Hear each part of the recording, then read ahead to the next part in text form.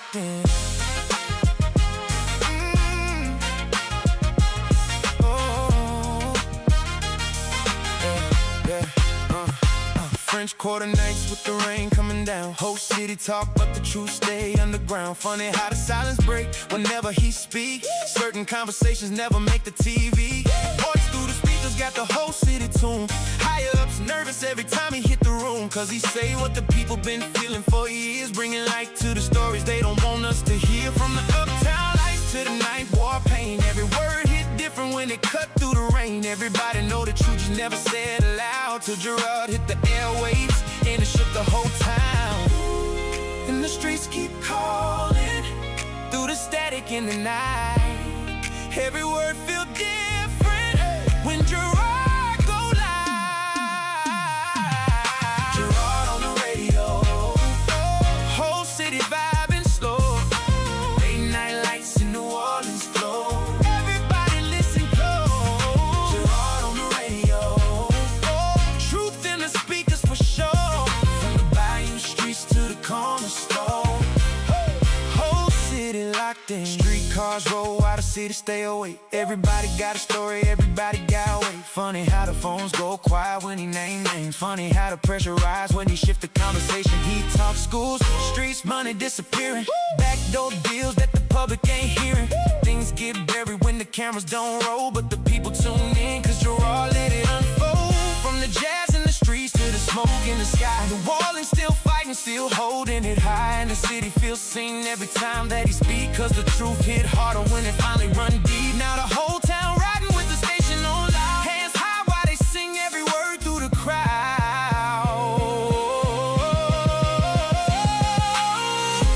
Can you feel the city breathing? Every late night conversation, through the speakers, through the rain. Ooh, New Orleans, don't sound the same. Gerard on the radio, whole city vibing slow. Late night lights in New Orleans glow. Everybody listen close. Gerard on the radio, truth in the speakers for sure. From the bayou streets to the corner store, whole city locked in. Yeah. You're now rocking with Gerard, the voice they couldn't silence. New Orleans, stand up.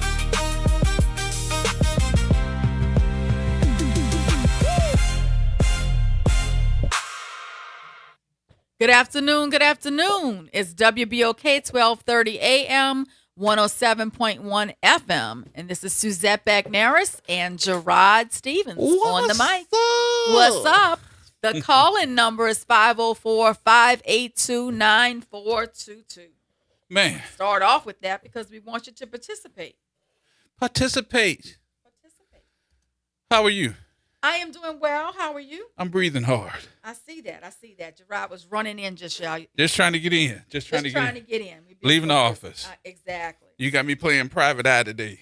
Look, every day. And you know, we spend half our time hunting people down. Hunting things. Still and hunting haven't people. found that fool who ran that New Orleans cremation services in the East. Well, we're so gonna if find anybody knows where I can find him, if you know his mom and them. The mom and them. Let me know. Let me know. Holla at your girl, because I'm still trying to find him. Because let me just say this.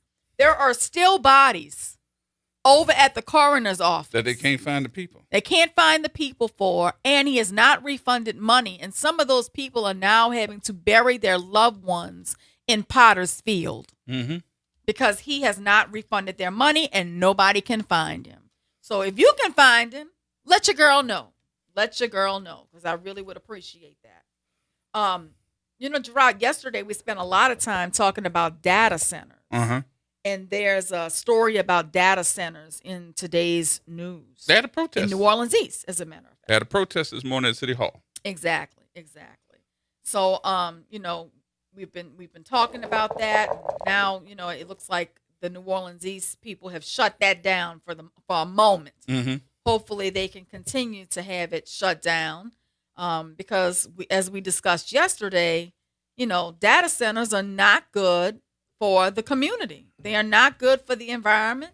They're certainly not good for Black or impoverished communities. Mm-hmm. I really don't think that's something that New Orleans East needs at all. So I'm wondering why the data center has to be put out in New Orleans East.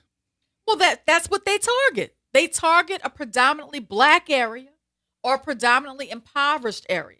And that's been the MO around the country, as we discussed yesterday. Mm-hmm. So, New Orleans East is doing the right thing by trying to block this from coming into their backyard. And, I fully support them in that. On January 28th of 2026, the New Orleans City Council unanimously approved a temporary citywide moratorium on data centers, server farms, and cryptocurrency. So, they were going in the right direction. We just need to make sure that they stay going in the right direction. That doesn't need to be a temporary ban. That needs to be a permanent ban. So the location of the one they were going to put, the first location of the data center was going to be between the service road and a neighborhood right there off of was it Reed?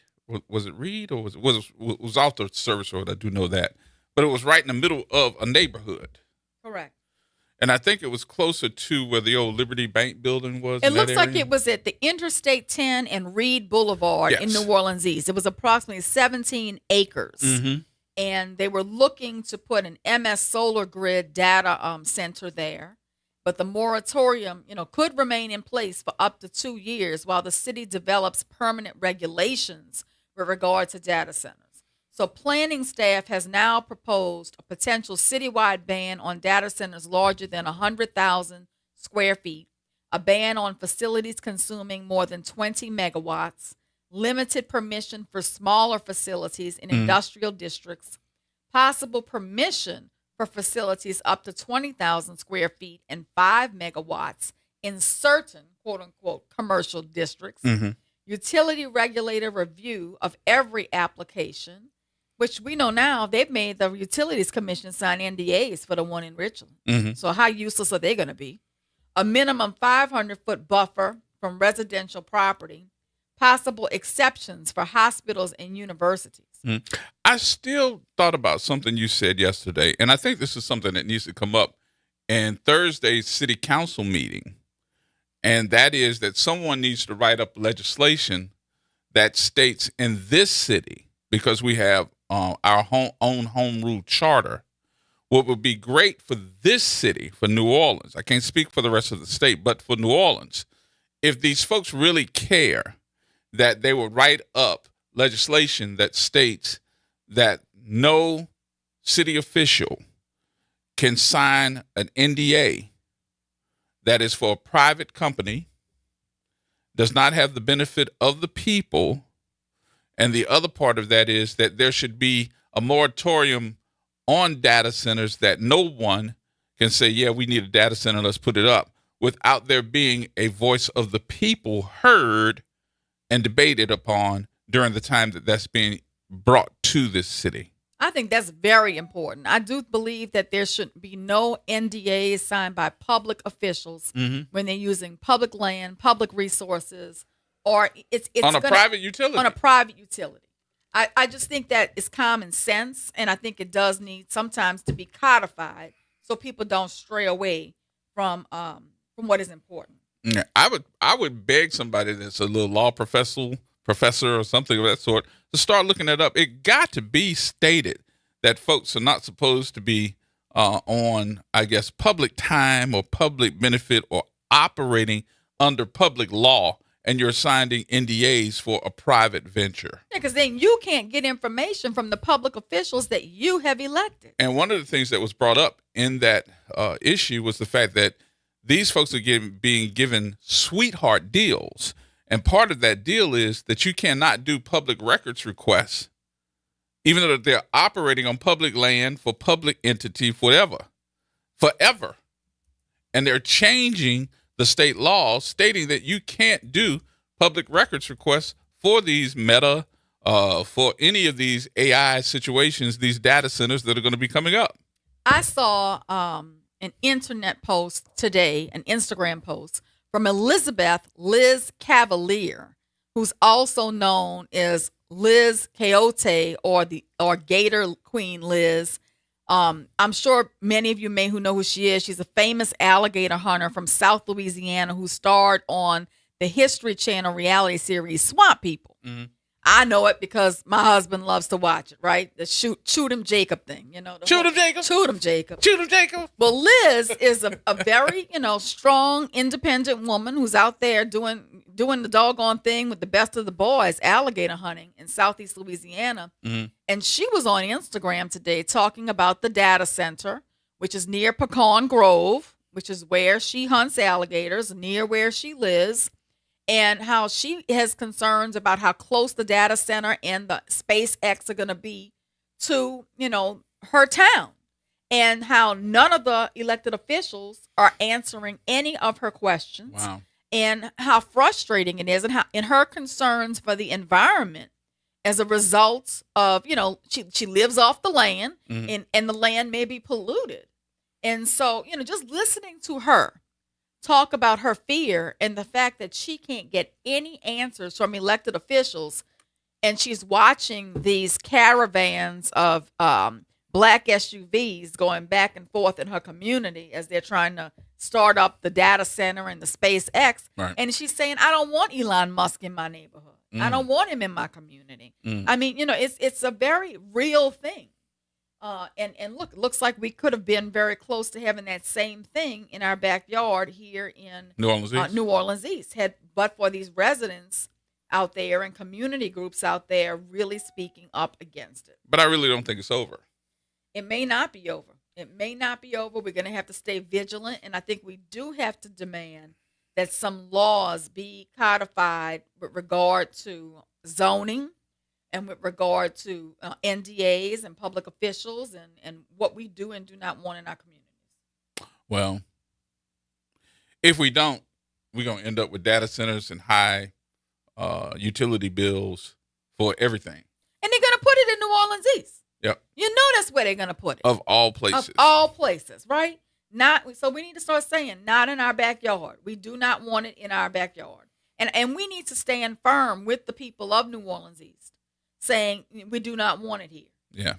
Because it's stand with them. And get it out. Get it out. We already got it in Louisiana. And I think another one is going up in Louisiana. Well, we have 2 data center facilities in downtown New Orleans. I just learned about that. Cogent at 650 Poydras and Fogo Solutions at 935 Gravia Street. So we have 2. And now they're starting to offer mini data centers. Those mini data centers, they're making deals that if you want to put a data center in your house, that they'll make you a deal so that you can carry those data centers in your house. Now I'm trying to figure out, is that data center that you're going to put in your house, will that also take care of your water and your utility bills? Because if it doesn't, putting that in your house is not going to be a good idea. And I would look out. Lower Ninth Ward. Look out. And I want to be real clear. This is not just some political debate. It is not. This is not a distant technology debate. It's a decision about who will control New Orleans' limited electricity, water, land, and infrastructure. Yeah. And who will pay the price if City Hall gets this one wrong? All right, let's take a call. Reverend Calhoun. Rev? Yeah, has our candidate, Ms. Netlow, bought any property out there? If she does, the fix is in, right? Yes.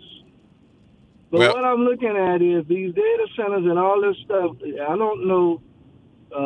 We say 100 years or so ago, they put stuff in our community when we couldn't have any voice in it. It seems as if that's where we are back to now. So I think that there has to be a united front all the way uptown, downtown, around town to speak to what's going on and the real environmental impact that it's going to have. Because if you know that the Environmental Protection Agency has been dismantled. Well, So same thing with what the Louisiana Environmental Protection Agency.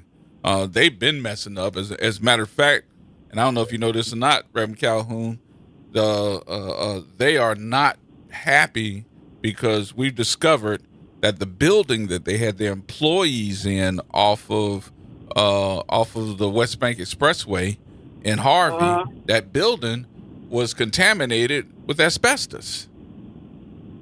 and they're the Environmental Protection Agency. And they ain't saying too much of nothing except trying to fight Suzette in court, saying that they ain't won't pay for it. LDEQ's representative actually stood up in court and said, we have nothing to do with that. Well, the judge disagreed and kept him in the case. But Yep. when does the Louisiana Department of Environmental Quality, charged with dealing with state buildings and environmental hazards, have nothing to do with it? All right. Well, that's the same thing with this grain train. Right. That's right in front of the tip center too. Well, they're saying that the dust is only going to go 600 feet and stop. So They're saying I what? don't know how they don't have wind. That the dust from the grain that gets in the air, Uh-huh. that it's gonna the maximum travel is 600 feet, and then it'll stop. So that was like the oil that was in the water that came out of the refineries down there. It just went to Paris Road and said, "Oh, we can't go no further. We didn't go in the lower nine." I'm just saying at this point we need more, and I don't know how it works because the only remedy we had was the court systems.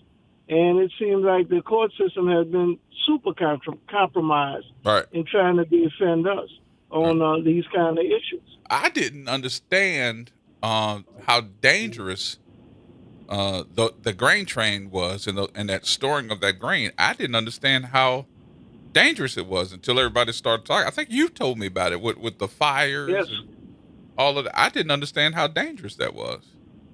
That it's no way for you to keep them rats out.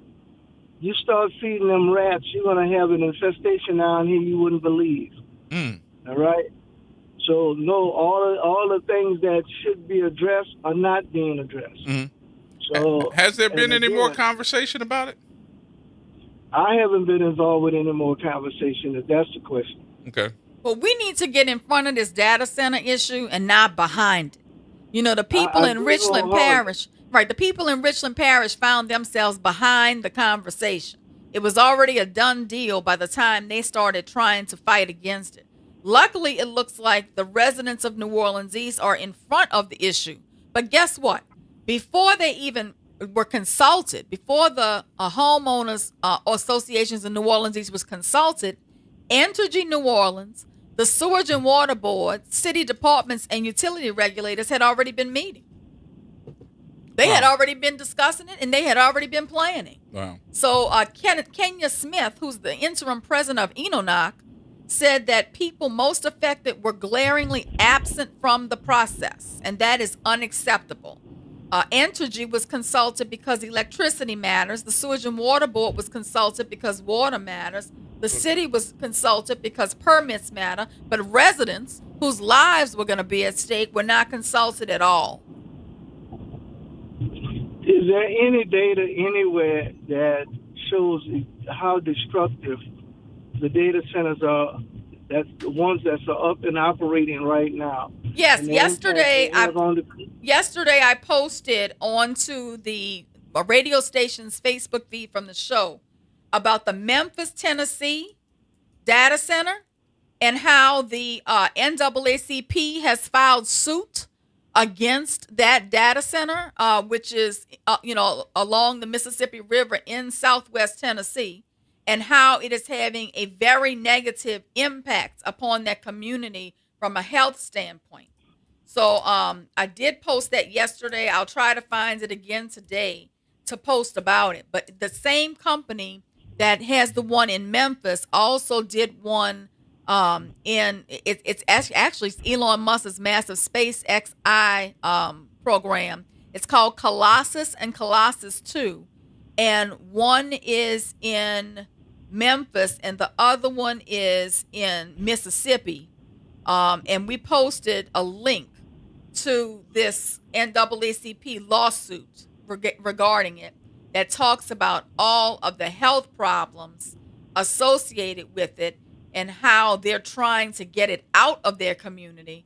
And they're trying to fight it right now. The other one's in Shelby County, that they're trying to get it out of their community. But they have one hell of a fight on their hands, Reverend. One hell of a fight on their hands.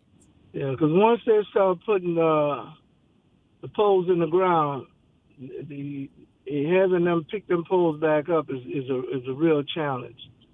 That's correct. Again, I'm just trying to make sure that we kind of inform our people of the damage that these things can do. It's on the Southern Environmental Law Center's website, Southern Environmental Law Center's website.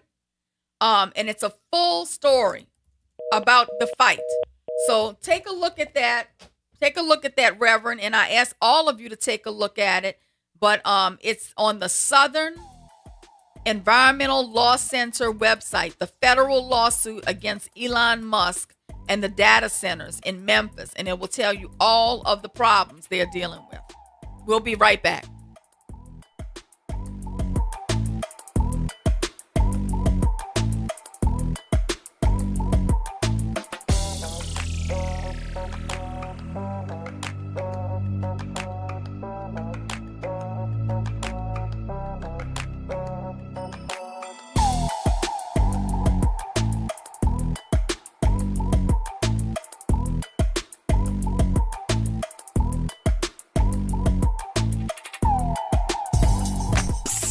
Come close. No, closer. Have you heard about the new blues show? It's the Blues Buffet with Jay Boogie, serving up all the blues you love to listen to. Hey, New Orleans, it's Jay Boogie inviting you to join me for the Blues Buffet, the best soul blues mix on the planet.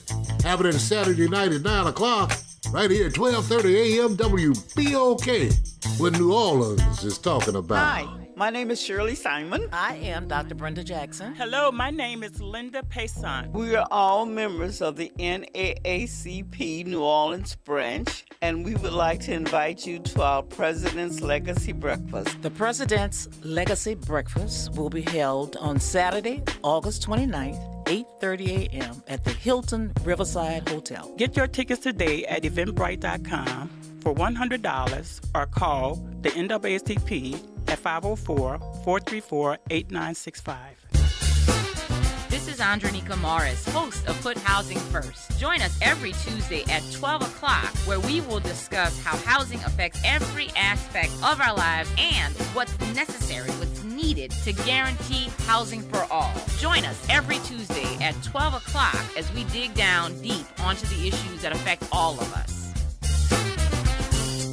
Wake up and join us on the Good Morning Show every first and third Friday at 8 a.m. to hear our friends at New Orleans & Company, the official destination sales and marketing organization for New Orleans and a driving force behind our city's cultural economy. Learn more at www.neworleans.com. Making a difference in the community. WBOK 1230 AM. Here we go. The reality check on WBOK 1230 AM. And we're back. We're back. And we're talking about the data centers again because it's hitting the news that about the New Orleans East data center, and it looks like we've temporarily blocked that effort.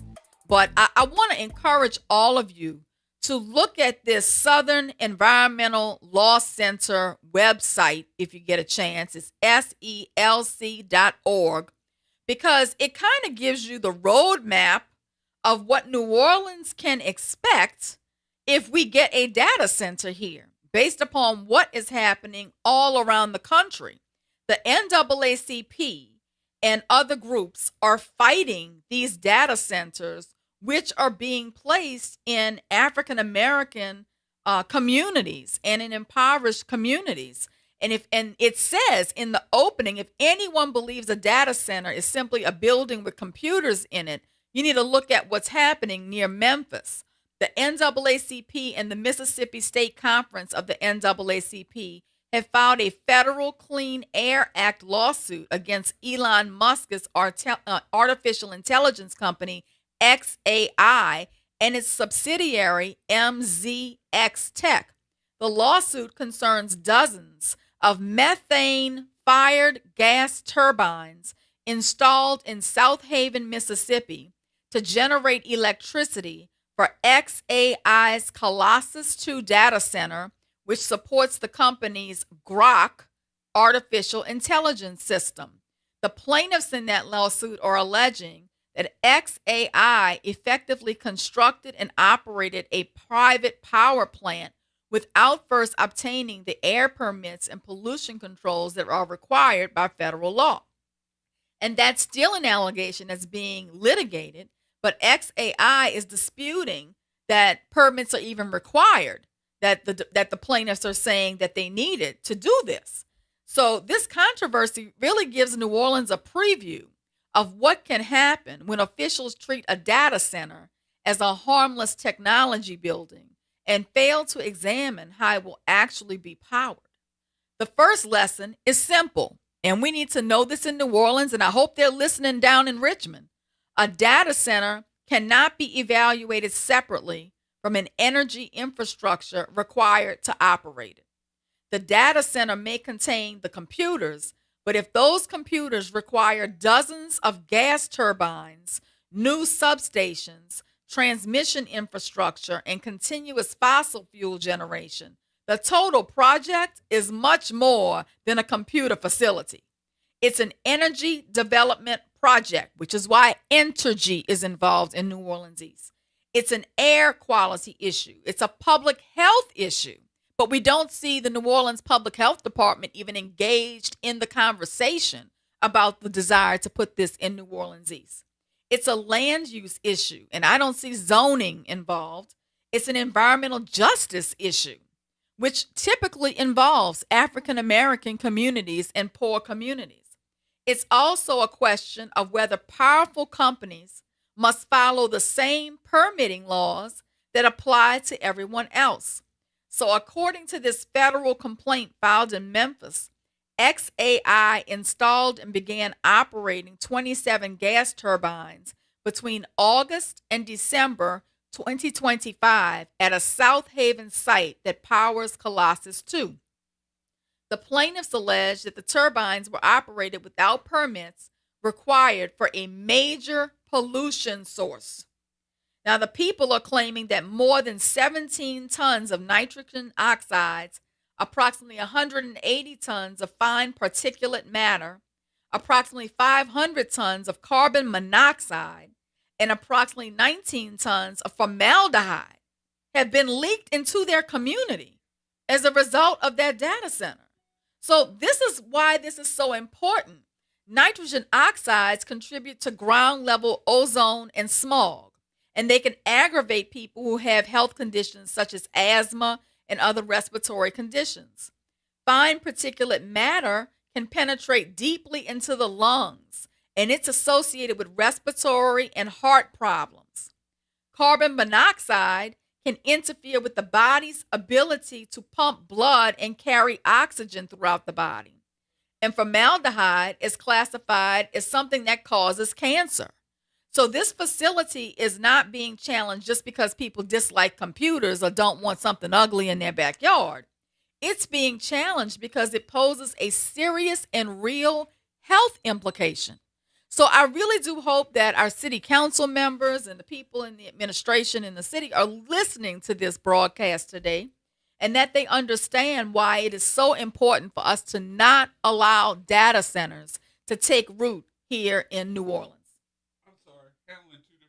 I know you are. I know you are. At the same time, I apologize, But folks. I completely understand, based on what's happening in Memphis and South Haven, why the citizens of New Orleans East are extremely concerned. But guess what? It's not just a New Orleans East issue, because we're seeing around the country where it's placed in one part of the city, it has far-reaching ramifications for other neighboring cities. And there is a trend, though, Suzette, and even though we're talking about data centers, there seems to be a trend all across America, and even black folks have made some type of reference to it.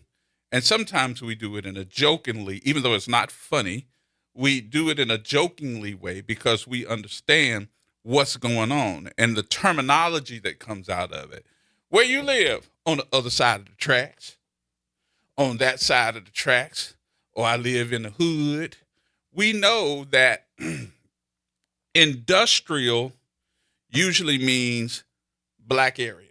Oh, we know this. We know this from the environmental justice movement. We know this from the power plants and the chemical plants, the petrol oil chemical fields. The trains run through our neighborhoods. And it's just like what Rev was just saying. Reverend Calhoun was just saying, we're getting ready to run, and I don't know if everybody understands this. That train that runs through the Lower Ninth Ward up past the TEP Center where they have put elderly folks there to live, that's going to run right in front of those elderly homes. Yeah, because that's where they put these things. I mean, look, I've been doing environmental justice law since I came out of, before I came out of law school. Mm-hmm. And I have done it in almost every rural parish and every part of the state that has heavy black populations or poor populations that are victims of these decisions by industrial actors. Mm. Chemical plants blowing up, trains derailing. I mean, you name it. I've handled all of those kinds of cases. And it's always a not in my backyard situation. But in the past, they didn't have to listen to us. And now I hope they listen. And the city council saying it's going to pass an ordinance. But I hope the city council is listening.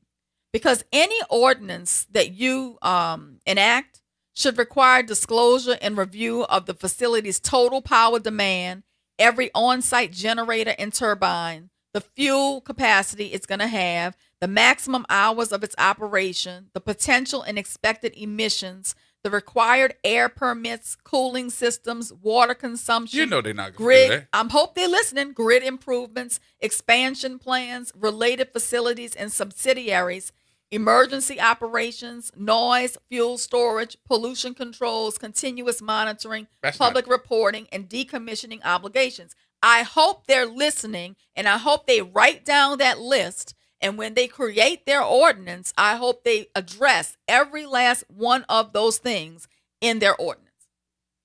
I'm trying to help them out. I'd rather help them out than sue them later. Hold still. That's very good. Yeah, I'm trying to help them instead of suing them later. I'm proud of you. So there you go. That's your list. That's your checklist. Go down it and create an ordinance. All right. Donald. Donald? About it's close to those casinos. I think it's Tallulah. It's right down the street from Memphis. And it's not far from the hood. Correct. Right. Not far from the hood, because I've been down there. They got a casino, they got places where you stay. You're talking about in Memphis, though, right? Memphis, right at the line at Memphis. No, it's in Mississippi. But it's at the line at Memphis. South Line is Mississippi. Yeah, I know what you're talking about. Mm-hmm. I've been down there. It's been a minute since I went, but it's beautiful down there. Yeah, but it's blocks from.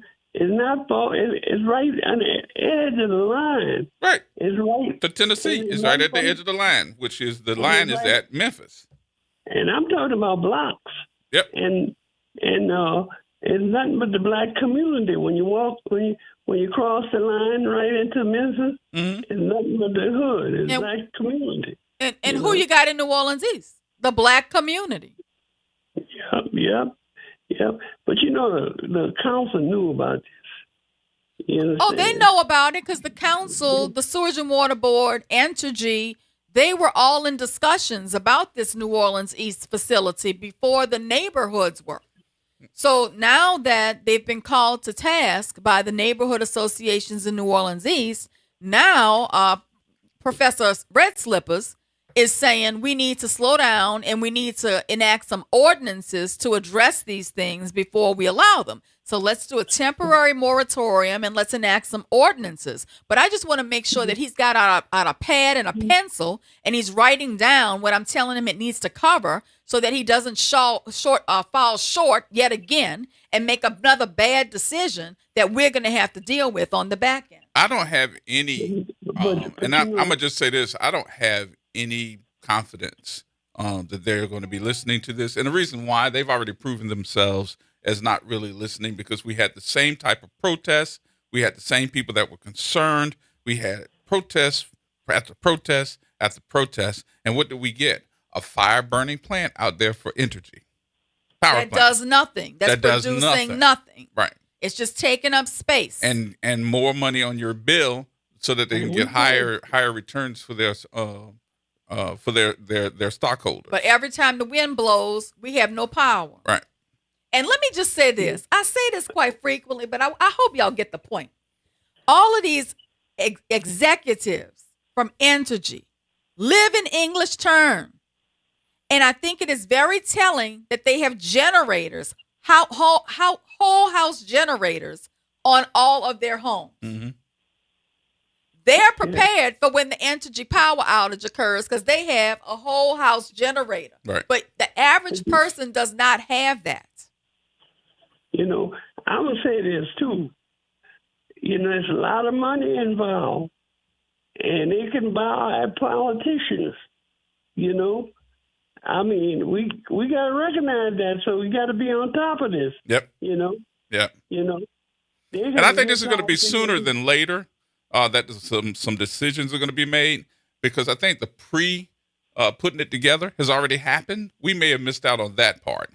But now that the bag is out, the cat is out the hat, I do think that there is some other stuff to come a little bit sooner than later. Is the cat out the bag or the hat? Cat or out both? the hat.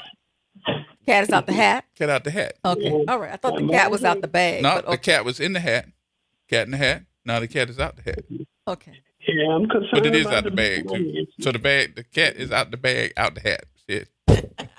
You know, this Louisiana, you know, they buy people votes. Yep. You know? So Well, I think we need to demand more of Entergy too, right? If Entergy is going to participate in this conversation about data centers, then Entergy needs to provide the community with an energy source plan that's going to explain the emissions and the battery storage and the fuel type and the backup generation and all the things. We need a full impact study and I think that is truthful and accurate. And what should be included in that is other places across the country that are impacted the same way or somewhere near the same, that their way of doing it to cut down on the high energy bills.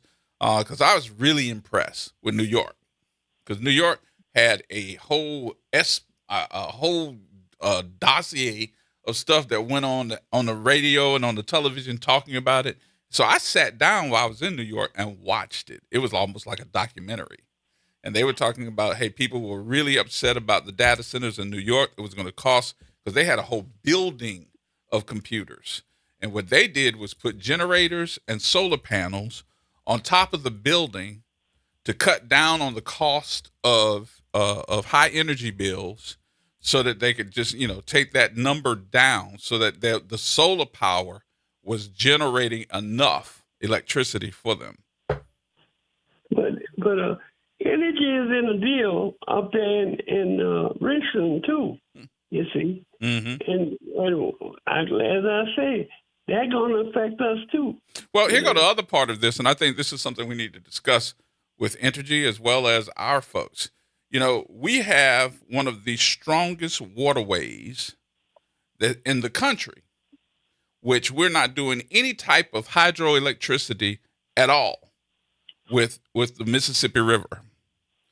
Why in the world would we not try to do something with the current of the Mississippi River, as well as filtering that water off of the Mississippi River to cool down the plants that they're going to put up, and also generate hydroelectricity through the river's currents, so that we won't have high electricity bills? Yes. Oh, I'm sorry. We thinking out the box, huh? Yeah. I mean, I think they should be focused more on renewable energy development than on a data center. Right. So. But you mentioned that several times. Yes. But then again, I think they said they were putting a solar farm in the Ninth Ward where Gordon Plaza used to be, and I still don't see that either. Nope. So, all right, Donald. Trump is blocking the solar farm. He what? Trump is blocking the solar farms. He done cut a deal with the energy people. He blocked the solar farms. The people up there in states like Montana and them western upper west states, where all that wind blowing and everything, he blocking them people from having solar channels. You gotta deal with the energy people, All right. Okay, Donald. All right. Let's take these other calls, man. I appreciate the call today. Thanks. All right. Brother Chuck. Hello, how are you doing?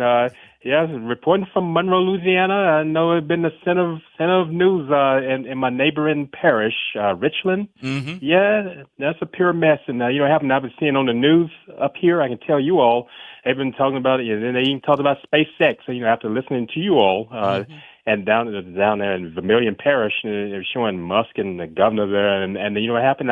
They also were just showing. They talked to the engineering people in the engineering department at over at Louisiana Tech in Ruston, and they talked to the ones. They talked to I think the dean of engineering at Southern University Baton Rouge, and just talking about the jobs. And that's all I'm hearing. But what you all were talking about was just talking about with Cancer Alley, and just think about all that. And by the way, here in Monroe, we have Louisiana Delta Community College. They've been talking about, oh yes, you have the people finishing there at Louisiana Delta Community College. They have jobs there. They can go. They're talking about they're going to work at the data center. They have to set up a Meta data center and talking about those jobs and all that. And I was just that's kind of saying like I said, things that make you say Yeah, things that make you go So. I don't know, man. I'm looking around and just saying to myself, I don't know how those folks think they're going to get these jobs when. Has anybody thought about this? And maybe this is something that you'll think about. When we're talking about the data centers and how they're going to operate, the majority of the data center is going to be automated. Correct. They automated. Yeah, exactly. So if it's automated, do I really need that many people? Yeah, you made a great point, and that's what I was saying. Like I said, over there in Richland and see like that, that's in Holly Ridge, and you have Rayville and Delhi and Mangum. That's all in Richland. See, my father's from the neighboring parish from there, heading towards Vicksburg. My father's from Madison Parish. He's from Tallulah, and then just thinking about all these type things. And by the way, that's where Madam C.J. Walker was from, Madison Parish. She was from Delta, Louisiana. Right. Come back with us now. Come back. The river. Okay. Yeah, yeah, but I'm saying, but that's the kind of area. It's a rural area. That's all I was just saying. It's a rural area. But it's going to destroy the environment there. It's going to destroy that rural area. It's going to impact farming. It's going to impact fisheries. It's going to impact and we have a lot of fisheries around there. The reason why people want to live there in the first place, because they love living there. They love living in a rural setting. Yeah. Yeah, wildlife and fishery. That's that area. That's what I was at Gerod was talking about Madison Parish. That's what I had Louisiana wildlife and fisheries. That was the well-known spot. That's where President Theodore Roosevelt used to go hunt. That was his getaway. And they had that. And you're right, sis. It's going to affect those areas. Yeah, I mean, I was just talking about Liz from Swamp People. She's on her Instagram right now talking about Pecan Grove. And how she's so concerned that it's going to impact her way of life and that she can't get her local officials in Pecan Grove to even talk to her about what's going on because of the NDAs. Huh. And that's I told my father when I got from I was telling him about what was being discussed, and here we are seeing and there it was on the news, my local news is talking about the same thing that you all are talking about here there in your program down there. Yeah. I think the worst thing about everything that we're talking about, the worst thing is not the fact that it's the data center. It's not the fact that we're talking about the environment. It's not the fact. I think the facts are the worst part of this is that we don't trust what the politicians are saying, because they're putting too many lies out here that are not going to be conducive to what's going to be when they finish. Liz even questioned the judge that presided over the case that impacted them for SpaceX. She said the citizens brought suit trying to stop it, and the judge wasn't even listening to them, just kind of dismissed them. So, which made her say, well, what's going on with the judge? All right. You took the words right out of my mouth. He must be getting a kick. He or she getting a kickback there. That's what she implied. Yeah. That's what she actually implied. So, I mean, it's very interesting, the secrecy and the reach of this billion-dollar corporation and the impact that it's having on local officials in our state is really something to see. Yep. All right, Chuck. All right. It's always great conversing with you all as always. You take care. All right, buddy. Talk to you in a minute. All right. Okay. T-Bone, hold on a minute. We got to take our break here. We'll take our break. We'll come back. More in just a minute, y'all. T-Bone, you up next. And you can get in, too, on the conversation at 504-582-9422. More next.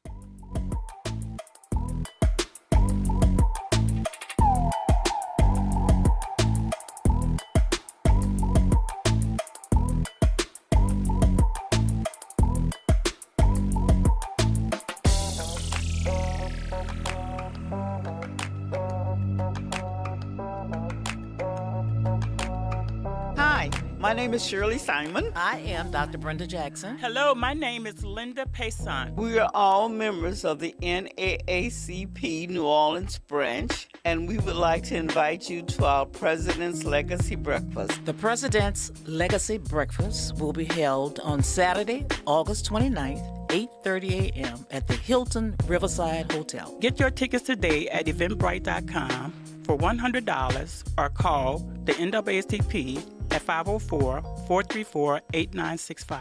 New Orleans is built to host, and at the New Orleans Ernest N. Memorial Convention Center, it is where big ideas, major events, and careers come together under one roof. As the 6th largest convention center in the country with a team recognized as a national top workplace, we are proud to power the events that keep our city moving forward. Our staff of more than 450 brings nearly 3,900 years of combined experience, an average of almost 9 years each. If you're looking for a robust benefits package, career stability, and opportunity, visit mccno.com to explore open positions today. This is The Law in Your Legacy. I'm attorney Pete Hamilton. I'm attorney Ryan Hamilton. If you had $1 million, would you leave it to an 18-year-old? Hopefully not, but that's exactly what can happen with a simple will. The money goes straight to your kids when they hit the legal age, no guardrails. A trust lets you control when and how they receive their inheritance. You can set ages, milestones, or even make sure they finish school first. Give them security, not a spending spree. This is not legal advice. That's just a tip brought to you by Liberty Bank and Trust. For more information, go to libertybank.net or contact us at 504-915-5016. We are the rhythm of the streets. The flavor in every dish.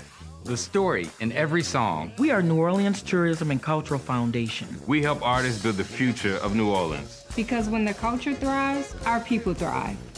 Every note, every brushstroke, every dish is a door opening new possibilities for those who carry our traditions forward. And when we open that door, the whole city moves forward. For New Orleans Tourism and Cultural Foundation, culture is our open door. I'm Angelica Harris, a proud New Orleans native and founder of Top Tutors for Us. In high school, I raised my ACT score from a 60 to a 32 and earned more than $1.5 million in scholarship offers. Now, our award-winning platform connects Black students with tutors who look like them from leading universities like Xavier and Tulane. Your child can achieve that same success. Visit TopTutorsForUs.com and follow Top Tutors for Us on social media. Built for our students by us. Hey, Pontchartrain Park. Thanks for listening to WBOK. Here we go. The reality check on WBOK 1230 AM. All right, folks. Welcome back. T-Bone, what's happening, brother? Good evening, y'all. How y'all doing? Good, man. We're doing well. Getting a lot of rest up in here. Rest? Oh, bro, don't even worry about it. That was an inside joke. Inside joke. Inside joke. Okay. All right. So let me say this. I do know a little bit about data centers since I'm in IT. Mm-hmm. But what I would like to do for y'all, since, you doing investigative work, I could actually find out what's involved with the home data center bit. Now, have you heard that, though? Have you heard that they're asking you to do home data centers? Actually, no. This is my first time hearing about it. And here's why I want to bring it up. So back in the days, one of the things that we used to do as IT professionals is, as a side hustle, we would build a server. Sometimes it would be a game server. Sometimes it would be a server for somebody big like a Facebook, an Amazon or somebody like that. Mm-hmm. What you would do is you would run a data line dedicated to that one server because you can't turn them off. They want availability all hours and all days. Okay, so you set your house up or a separate room from your house, like a home office or something like that, because these things get hot. Right. And what you have to do is you have to make sure the area is untampered with, untainted, on all time. You keep the connection going, and you pay for that dedicated data line to that server. Mm-hmm. Nowadays, though, you have so much stuff going over these, we call them boxes. Right. Okay. You have so much stuff going over these boxes. You need something a little bit more advanced than what we dealt with back in the day. Because, again, they have to be available. They have to handle so many megs, not terabytes, megs of data. And they have to be available all the time. It has to be strong enough to handle that stuff. So if you have any information on these folks that's doing it from home, I would like to get that information from you or from one of your staff so that I can look into it. All right, here you go. Call them. Let me give it to you right now. Well, no. I can give you my email off air. I don't have a pen or nothing with me. No, I was just going to read what they're talking about as far as your specs are concerned. The XFRA initiative actually was put together by Energy. Okay. So Energy is doing it to make sure that they got solutions for places, small computing nodes on the exterior walls or side yards of homes. And say each unit is roughly the size of an air conditioning condenser. Contains 16 liquid cooled NVIDIA RTX Pro 6000 Blackwell server. Okay. They didn't say how many GPUs, but they said it is a server edition GPU. Okay. It's got a whole bunch of other stuff. NVIDIA is a manufacturer of high-end AI processor chips. Right. And they also process video game software as well computers, as the whole deal. TVs, computers, it's the processors. Right. Yep. Right. And so, that's why as a matter of fact, the only reason I know about it is because we now have an NVIDIA chip processor plant that is in North Carolina, right by where my hometown is. Okay. Because remember what they were saying about the chips earlier, that the only place you could get chips was in China. And that's still the case. But we're going to talk about that another time. Anyway. Yep. Yep. See, because NVIDIA is not here. Right. They're not in the States. But they're out there. But to kind of combat that, that's why they said they're going to go ahead on and put this processing plant of these chips, build one in the States. So they're doing it in North Carolina. Yeah, but guess who started the chip thing? Not Trump. No, that was Biden. Well, he's going to take credit for it, though. Trust me. Oh, yeah, absolutely. When he gets up and running, he's going to take credit for it. Yes. Oh, yes. Now, Now, that was a Biden deal. Counsel, I got a question for you. Okay. In terms of these NDAs, is it that these individual politicians cannot answer as individuals, or are they allowed to answer as the office, the entity itself? They can't answer anything at all. Nothing. So their office can't say anything, and neither can they. They cannot say it in their individual capacity or as a public official for the state of Louisiana. Wow. And there it is. That is the problem, right? And that's the problem. You've been elected to be able to advocate for your constituents, and your constituents are demanding information from you, and you have to tell them you cannot speak on it because you've signed an NDA. Yep. And that's a corporate move, by the way. A lot of people are missing that. That is what companies do. They make you sign an NDA so that you cannot disclose the legal terms that you are getting paid under. That's right, paid under. All of these individual politicians that are saying they can't speak on it, you know why? They already got paid. They got paid legally. And if they say something, that company can sue them as individuals to get their money back and then some. That's what's happening. Well, they're claiming that they're trying to keep secret the details of the plant, of the business, of the plant, of all these things. That's what they're saying they're signing the NDAs for, but we don't know is the bottom line. We have no idea what they are learning and what they're not sharing. Mm-hmm. Well, companies always say that they don't want secrets shared because of industrial espionage. However, we both know, and I'm saying we both know, Counselor, because you dealt with it from legalese, I dealt with it from an IT perspective. They're concerned about what technology they might divulge is being used so that their competition doesn't say, oh, we can one-up that. Correct. That's what that is. Correct. That's what that is. But in the meanwhile, they're not discussing environmental impact statements, risk assessments, any of that with the communities where they're putting these data centers. Right. They're not going to. No. And I'm going to tell you why they're not going to. Because they already know there will be a risk. But they've calculated it as a risk, just like the cigarette companies. Mm-hmm. See, the cigarette companies knew back in the days that cigarette smoke was hazardous to your health. But they didn't stop selling the cigarettes. I was part of the legal team that sued Castano, that sued Big Tobacco. I was on the Gloria Scott case. So you're correct. I mean, and it's the same situation right now with vaping.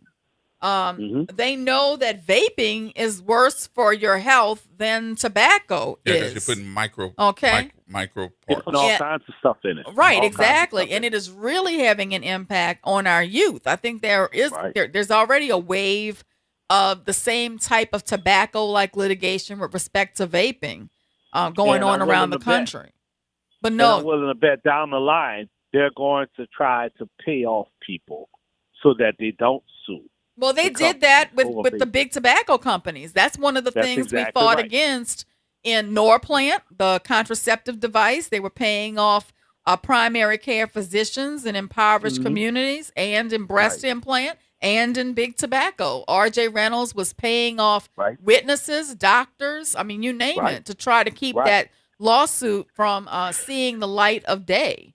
But Wendell Goche, a local lawyer from Louisiana, is the one who conceptualized going after big tobacco, and I had the privilege of working with him as a very young lawyer on that case. And the reason was, by the time the lawsuit came up, they had built up enough money to just pay people off. Yeah. And that's what they're hoping is going to happen with some of these data centers. I mean, just Google. How much is Meta, the company for Facebook, worth now? You understand? How much is Google worth? Billions. That's trillions. That's trillions. That's a entity that has not only just Google, it also has YouTube and a couple other things. All right, we got to take our break, T-Bone. All right, but I still want to get some information on that data center. I did put one of the links on the Facebook Live, so you can go and check that out there. So it is there. All right, bet. All right. I'll come back with what I find out. Cool, man. Talk to you later. Thanks. All right. More of it next, y'all. We got news and get you ready to go home in the 5 o'clock hour. News is next.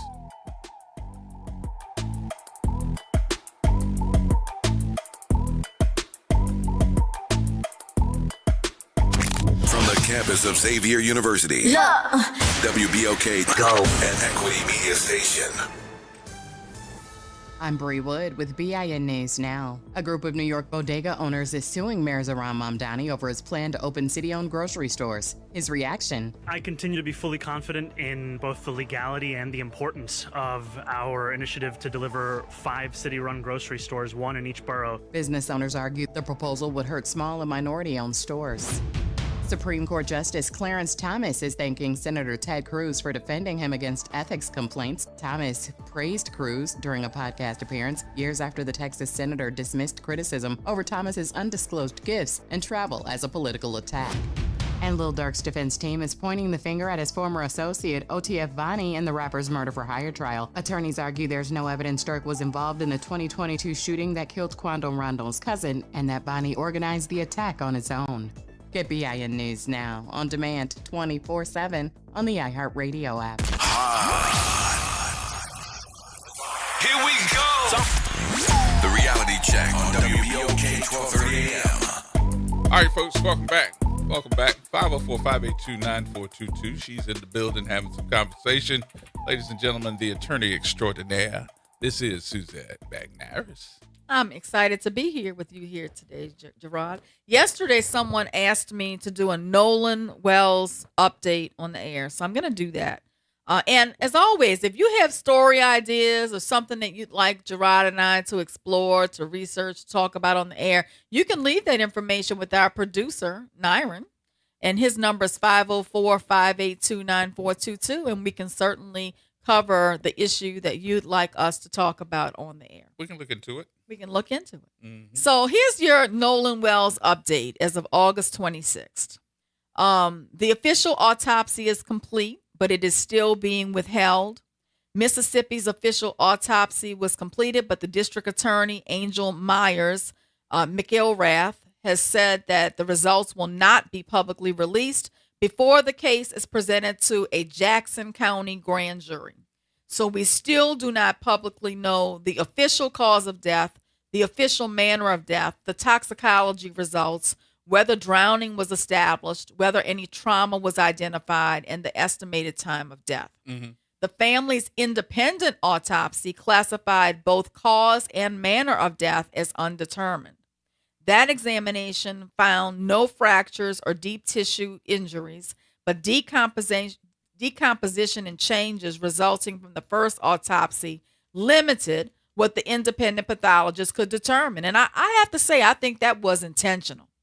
I think that first autopsy was done in a way so that when they got hold of that body, they were not going to be able to determine cause of death.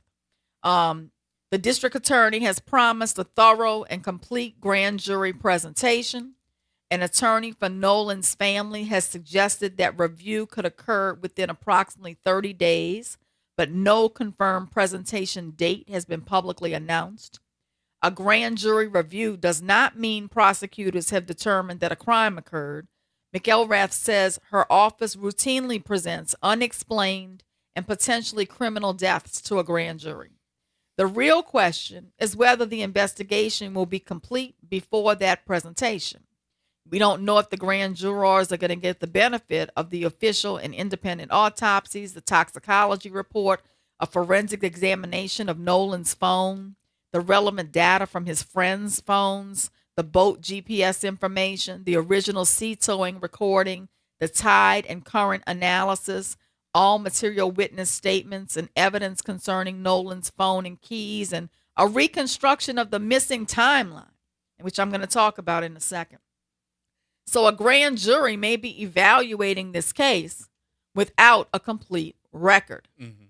Nolan's phone reportedly still has not been forensically examined, and this is the most frustrating unresolved issue to me. The family and the district attorney's office agreed in July to a jointly supervised forensic examination with experts representing both sides, but the family's representatives continue to say that the contemplated examination has not occurred. Why is this so important? Because the phone may establish Nolan's final communications, his location and movement, whether he arranged a different ride back home, whether he communicated with the unidentified woman when he last used his device, whether data was deleted from his phone, whether any intentional deletion was automatic or remote, who accessed the phone after Nolan disappeared, and whether cloud or application records may remain available. So every day is increasing the possibility that a third-party data retention period will expire by the phone provider. Mm-hmm. That examination needs to occur immediately under a written protocol preserving chain of custody, metadata, and identical forensic copies. The phone's chain of custody still remains disputed. Nolan's phone was not recovered with his body. Some reports state that the family recovered it from friends after Nolan disappeared. Attorneys for Warren Hudson, Jax Patalo, and Morgan Seymour dispute allegations that their clients possessed, accessed, or manipulated the phone. Those competing claims have not been resolved publicly. So that's still up in the air. Now, here's a real kicker for you. Attorneys for Warren Hudson, Jax Patalo, and Morgan Seymour sent Al Sharpton a 19-page pre-suit demand accusing him of making defamatory statements. Oh, wow. The letter demands that Sharpton retract and delete statements that allegedly implied the three young men caused Nolan's death, tampered with evidence, or obstructed the investigation. Mm-hmm. So as of today, I don't see where that lawsuit has actually been filed. I looked for it. But a demand letter was sent to him. They call it a pre-suit demand in Mississippi. And so we'll see where that goes, but the audacity. So one of the things, too, that has not been talked about, which I thought it was, and I just didn't know what the number was, that the folks that are interested in this story and wants to know something about this autopsy and why they did that and cut out his throat in that area and the back of his head so it couldn't be determined what's happening. Folks have signed this petition to remove the chief medical examiner. Her name is Stacy Turner. There are over 51,856 verified signatures on this change.org which petition as of now. So it's going to be interesting to see where this leads to. You would think, now this is just my personal opinion, that there would be hundreds of thousands. It's alleged that she has done similar things Yes. with other black people. Right. And when there's a questionable death. Mm-hmm. So, I think it is something that warrants investigation and, signing that petition. So let me go to this has been the the petition demanding an investigation into Mississippi's chief medical examiner over her handling of Nolan Wells' case, but there have been other deaths investigated and talked about too. So I need to pull those up while we're talking about involving black this. Mississippians. Yep. So this is, it's a very racially charged allegation. But go to change.org if you want to see that petition. So Sharpton is going to face discovery concerning his sources, his factual investigation, and reasons for making the challenge statements if indeed litigation is filed. The friends could also face discovery, though, and this is probably why they have not sued Sharpton. If they sue Sharpton, well, then Sharpton can conduct discovery for the truth of the matter asserted. Sharpton can then ask them. Yes, his lawyers would be able to ask for their devices and communications, their prior statements, a complete July 4th timeline. Their lawyers would be able to conduct discovery of them, and that's why I suspect they just sent that threatening letter, but have not yet filed suit. The NAACP Office of General Counsel is now assisting Nolan's family with legal, investigative, and institutional resources. The NAACP General Counsel, Kristen Clark, has defended the family's demand for greater transparency while acknowledging that the district attorney cannot publicly disclose every witness statement and piece of evidence. There's representatives from the NAACP now who are working on this lawsuit. The Congressional Black Caucus has asked the Department of Justice and the FBI to conduct an independent review and determine whether a federal investigation, including a possible civil rights investigation, is warranted. So federal review would mean federal officials would be able to conclude whether Nolan was murdered. That could provide independent digital forensic assistance, review of the investigative procedures of the local authorities, coordination with the Coast Guard and the National Park Service, which found Nolan's body, assessment of federal jurisdiction, It would bring some civil rights expertise to the fore, and greater public confidence is what is being alleged. To this point, no one has been charged, and that remains essential. Warren Hudson, Jack Spatalo, Morgan C. Moore have not been charged with causing Nolan's disappearance or death. Their attorneys maintain that they have cooperated, contacted Nolan's mother and the Coast Guard, and participated in the search.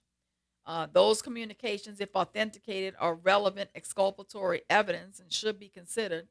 But calls made after Nolan was reported missing do not answer what happened before the group left Horn Island without him. I just don't think that's. I really don't. I don't think. Why would you bring somebody? Wouldn't if you take somebody with you somewhere, you're now looking for them because it's time to go? It's not making sense to me. The whole thing is not making sense to me. I don't understand why there haven't been arrests. I don't understand why people have not been charged. That's my problem with the current posture of this case. Clearly the medical examiner botched that exam, and I would suggest it might have been on purpose. The district attorney tells that the public not to confuse silence with a lack of work. But I think you're not pushing it hard enough. So one of the things that I know, and I'm surprised that no one has said this, is that before there's any cutting, before there is any removal of body parts, before any of the pathologist's movements happens, is that there is a forensic photographer that comes in and takes photos of the body so that would go in the file as well, especially if you've noticed that there is some type of issue. There may have been a ligature or something of that sort around the neck, because one of the issues that they're bringing up in all the cases is that the part of the throat that was removed by Stacy Turner's medical examiners is the fact that this is where the area where the Adam's apple is, and it could have been crushed. So why was there no forensic photography done, taking pictures of any of the ligatures that may have been around the throat, around the neck, around the arms, around the wrists, around the legs, any of that? Were there any parts of the body that seemed to be in a state of abnormalcy? I'm going to say what many black parents are already thinking.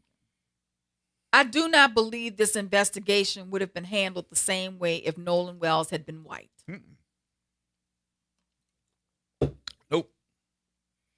Then the other thing, I tell you, I used to work in a funeral home. My uncle, for those of you that are like, geez, what did he not do? My uncle owned a funeral home, and any time that there were any questions about how a body was being handled, you took photos of it. There were no ifs, ands, and buts about it. You took photos about it. If there was any bruising, because bruising happens while you're still alive, not after you die. You bruise because that is a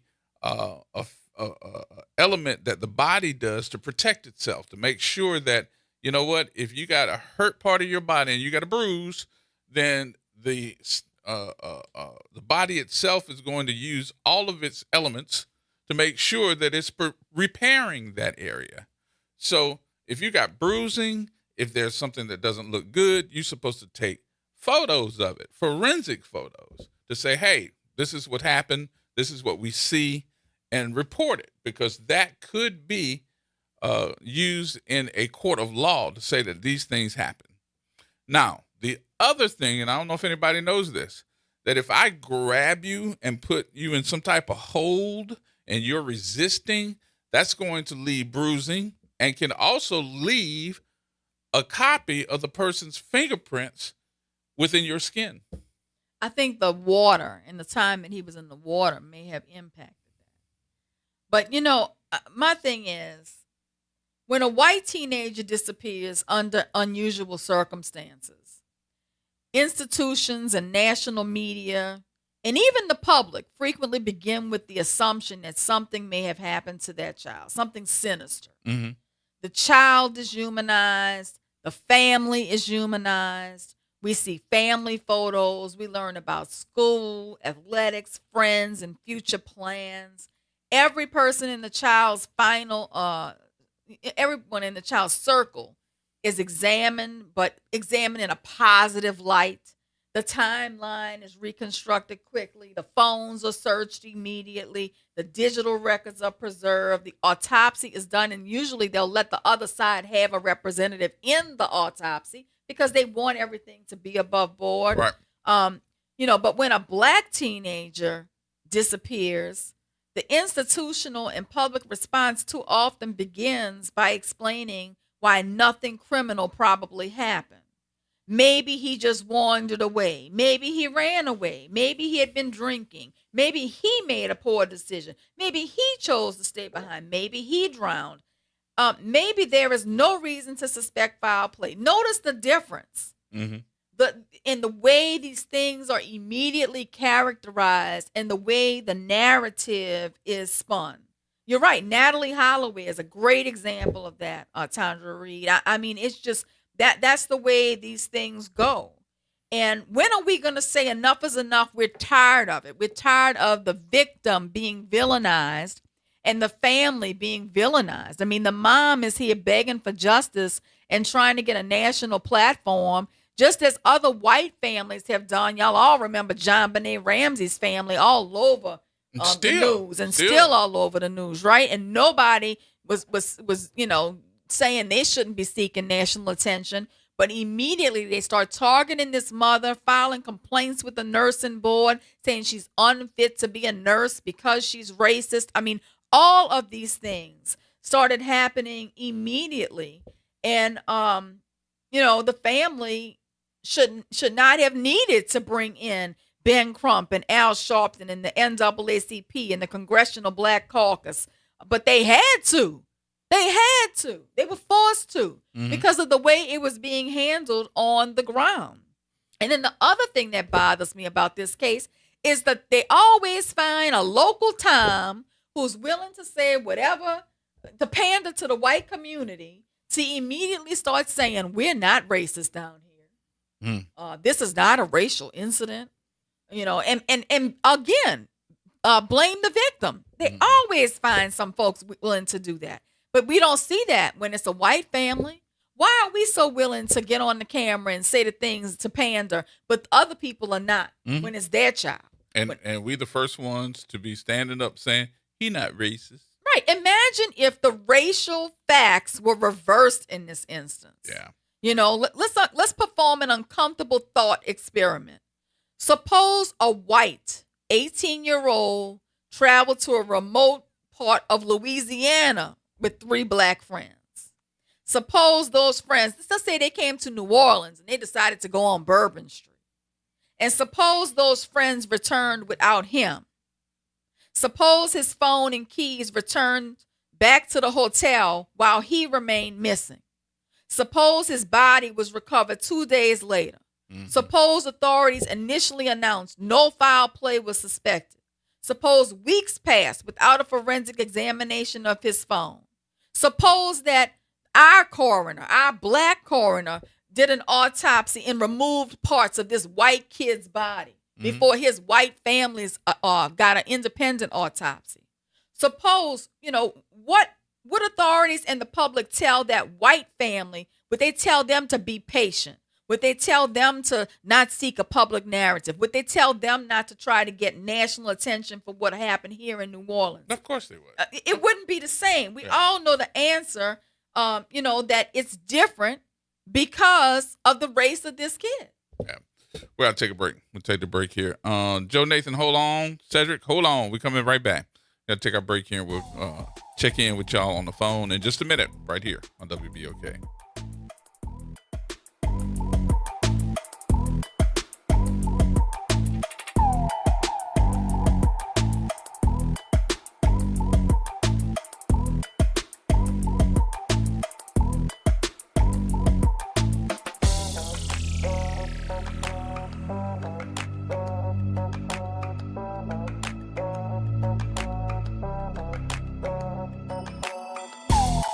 What can a nation with the blues learn from a blues people?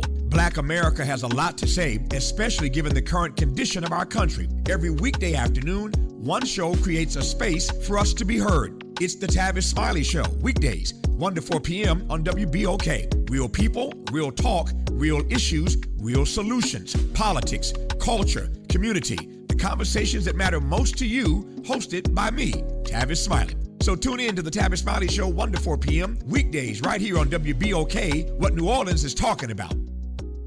The New Orleans Jazz and Heritage Foundation is the nonprofit organization that owns the New Orleans Jazz and Heritage Festival presented by Shell. With the funds generated from Jazz Fest, the foundation invests in Louisiana companies through economic development, cultural enrichment, and free educational programs. To learn more about what the New Orleans Jazz and Heritage Foundation does, please visit www.jazzandheritage.org. Hey New Orleans, it's Doc Griggs. Tune in every Thursday from 12 to 1 p.m. for Doc Talk and get checked, get fit, get moving.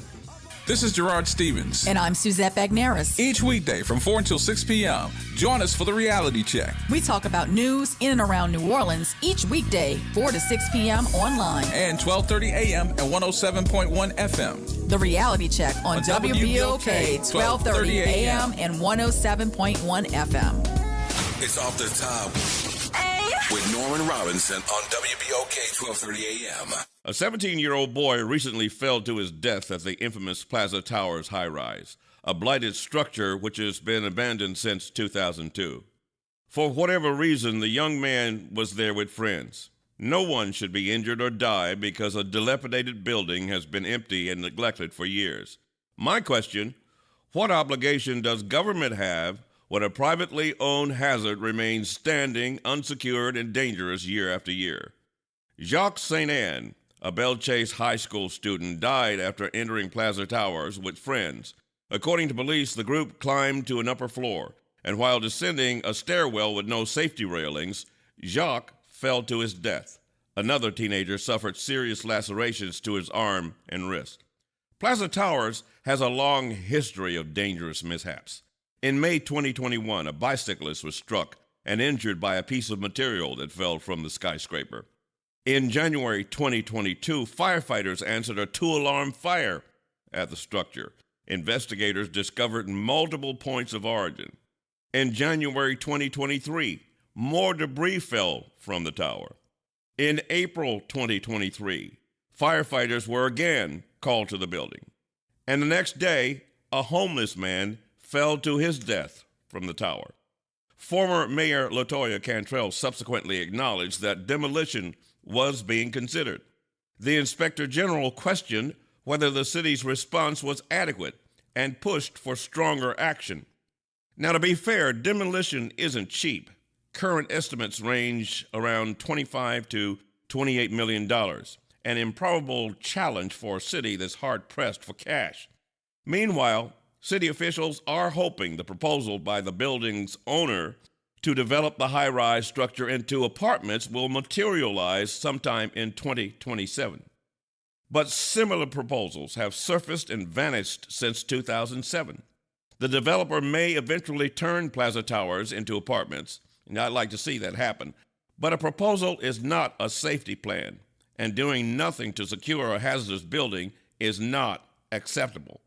Do we wait to see what the Plaza Tower does when we've waited for him to take action for 24 years? I ask again, what obligation does government have when a privately owned hazard remains standing, unsecured, and dangerous year after year? This is Norman Robinson, Off the Top. This is The Law in Your Legacy. I'm attorney Pete Hamilton. I'm attorney Ryan Hamilton. When it comes to family planning, should you go with a will or a trust? A will is like leaving instructions to the court. It tells them who gets what, but your family still has to go through a succession, which can be costly and time-consuming. A trust, on the other hand, avoids court altogether. So when the time comes, everything transfers smoothly to your loved ones. It's a little more work up front, but way less hassle and expense later. Plan smart, save time, and take care of your family. This is not legal advice. That's just a tip brought to you by Liberty Bank and Trust. For more information, go to libertybank.net or contact us at 504-915-5016. Making a difference in the community. WBOK 1230 AM. Here we go. The Reality Check on WBOK 1230 AM. All right, folks, welcome back. Thanks for holding. Cedric, what's going on? Hey, I think it is absolutely insulting that we have to go through this disrespect with this Nolan Wells case. First and foremost, there is no earthly excuse that they can give in terms of leaving someone 8 to 10 miles from shore, regardless of what. And for them to try to think that we are foolish when we all know the one thing your mother, your grandmother taught you, whoever you leave with, you come back. Now, once you get back, you ain't never have to go nowhere with them again, but you're responsible to make sure that they get back. And for them to think we are that not smart, they are truly the ones that are not bright and very disrespectful. Mm-hmm. In reference to the stuff, the Meta Center in the East, again, the mayor, the two at-large members, and that council representative, I pray that the educated populace in New Orleans East will start holding people accountable. Lastly, I was sitting at PJ's Coffee yesterday, and a woman walked in the flyer talking about the city of New Orleans, the mayor's office, and the city hall annex. So I asked the lady, are you part of an East organization or are you from City Hall? She said, I'm from City Hall. I said, ma'am, wasn't this a part of her platform? We're not holding people accountable. Y'all have a good one. All right. Thank you, brother. Joe Nathan. What's going on, man? How y'all feeling this evening? Good, Doctor. How you doing? I'm good, man. I'm good. You know, this case, this Wells case, it bothered me from the first time it aired. Mm-hmm. For number one, the makeup of the crew that was there, the circumstances, and from what I understand, this is a popular visiting place for tourists or whatever. Yes, I'll make a comment, then I'll ask a question, right? So there was a case that happened here in New Orleans, maybe about 15 years ago, and talking to someone who I'm close to on the police department, a phone was involved in this crime, right? Mm-hmm. The FBI was called in because NOPD didn't have the capabilities at that time to locate a phone. The FBI came in. They had the capabilities of telling the NOPD what street the phone was on, what address, even a mantelpiece in the house where the phone was sitting. Mm-hmm. That's how accurate it was. Now, this was about 15, 17 years ago, okay? So my question is, what classifies something as a high-profile case? And maybe Ms. Bagneris, Lawyer Bagneris, can answer that for me. What is considered to be a high-profile case? Well, from the Fed standpoint, yeah, from the federal, you talking about from the Fed standpoint? In general, what would bring in the FBI? Well, typically, you know, I think the federal government considers a high-profile case to be something that would receive local and national news organization attention. It would receive coverage from television networks, newspapers, and online publications, radio programs, podcasts, social media, but also when a public figure becomes involved, like elected officials, civil rights organizations, well-known attorneys, entertainers, athletes, religious leaders, national advocacy groups. I think those are issues that they do consider when they're determining whether something is a high-profile case. But the majority of cases that are considered high-profile, when it brings in the feds, like the FBI, it usually comes from the local police that ask. They ask for FBI for the FBI to get involved because they don't have the same type of technology or resources that the feds do. Mm-hmm. Right. You know, the FBI is a question of whether the FBI gets involved is a question of legal jurisdiction, right? So, you know, the FBI usually gets involved when there's a possible violation of a federal law or a request from local government to provide technical or investigative assistance to state or local authorities. That's typically when the FBI gets involved. So right. you know, and that's my point. but here Because they should have been involved in the beginning, and I'm gonna tell you why. And But they didn't ask them. nobody has argued this. This is why they should have been involved in the beginning. This is why Horn Island is part of the Gulf Islands National Seashore. And the National Park Service says its boundary extends approximately 1 mile offshore around Horn Island, right? So therefore, federal law criminalizes a murder or manslaughter committed within a special maritime and territorial jurisdiction of the U.S. That's 18 U.S.C. Section 1111. So because Horn Island is technically a federal property, policed by federal entities, there should have been a federal question involved from the very beginning, and the FBI and the U.S. Attorney's Office should have been brought in to investigate from Jump Street. But they're not looking at this as a murder. Thank you. But the feds are not looking at this as a murder. So that's what it says. Well, but also you have the potential too of they should have at least considered and evaluated whether or not the FBI had hate crime jurisdiction too. Because given the facts of this, on the optics of this, on the victim's race and who he was with, this could also be a federal hate crime. Right. So there were several reasons why this should have involved the FBI from jump, but it did not. I agree, but they didn't classify it that way. That's my point. That's my point I was making. Because of the makeup of the crew, of the guys, you know, it was just optically it was off base. Well, legally though, I mean, Horn Island is a federal jurisdiction, federal spot. Okay, and the Coast Guard is who found him. Right. And the National Park Service. Right. Right. So it should have been federal from jump. Yes. Wow. Thank you so much. My prayers go out to that young man's family because from what I understand, he was a solid young man on his way to college, if I'm mistaken. Was a decorated athlete, that kind of stuff, you know. So my prayers just go out to him, but it never sat well with me when I saw it. Yeah. I was just like, what is considered to be high profile? And considering all of the things that you explained. Yeah, I haven't heard anybody on any talk show or any on-air commentary talk about the fact that Horn Island is a federal parkland and that federal agencies participated in the response, and therefore federal law should have been invoked. Neither have I. I have not heard anything. I've only heard about that local. I don't even know what county that is or part of, but I've only heard them involved. Nothing beyond that. So, yeah, very disturbing. Very disturbing. All right, Joe Nathan. Thanks for taking the call. Thank you, Y'all brother. have a good one. Appreciate you. Yes, sir. All right, Galloway.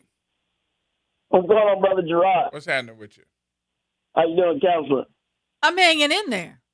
All right, well, the reason why the feds have not stepped in, the county, that's Jackson County Sheriff's Department, even though that area is maintained by the federal, with the Park Service, which is a federal entity, they would have to ask the feds to come in and take not even take over, just even help with the investigation. Yep. The local district attorney has said no. It's the same thing that you look at with Savannah Guthrie's mother.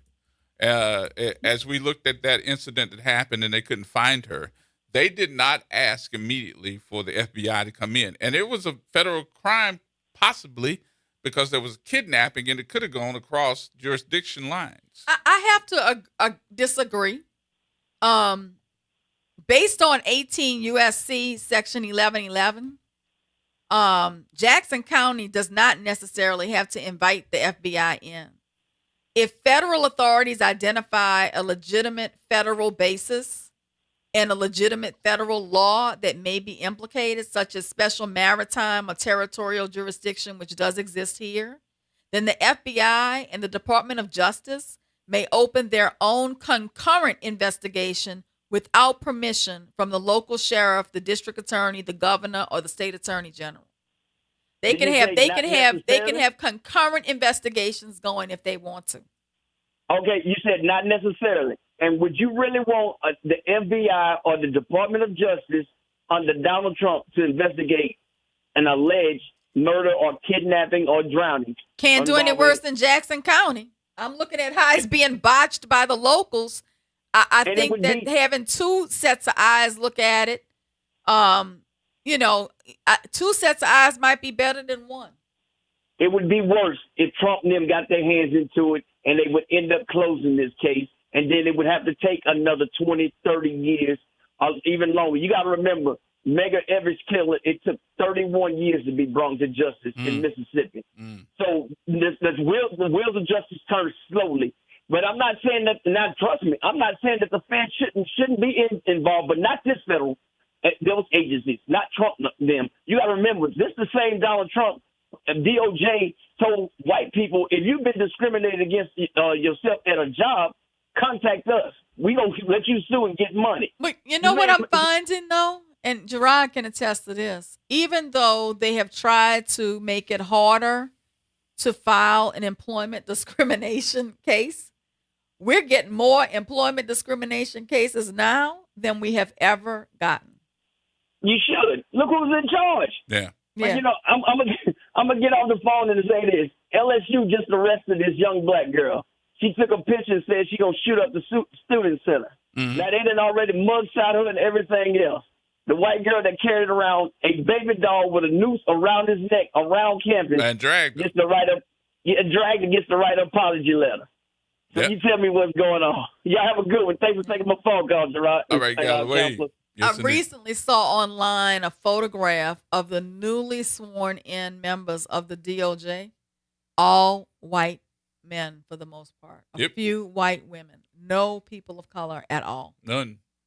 Zero. I saw that. But we're getting a whole lot more EEOC cases coming through our office. And I have to say the EEOC is sustaining a lot of those cases. And saying because they're giving them a right to their sue. right to sue letters. They're getting rights to sue. So on the ground, the people on the ground working at the EEOC are still doing their job. But I think that's a shame that we're seeing that these folks are getting these right to sue letters, not because the DOJ or EEOC is saying that, yeah, we see something here, here's your letter. I think it's a shame that they've even got to go through what they're going through because of the process in the first place. We've seen them here. We've seen them out of town as well. And what I mean by out of town, and still in the state of Louisiana. Mm-hmm. But again, they don't care. These folks don't care. No, these employers are being very callous.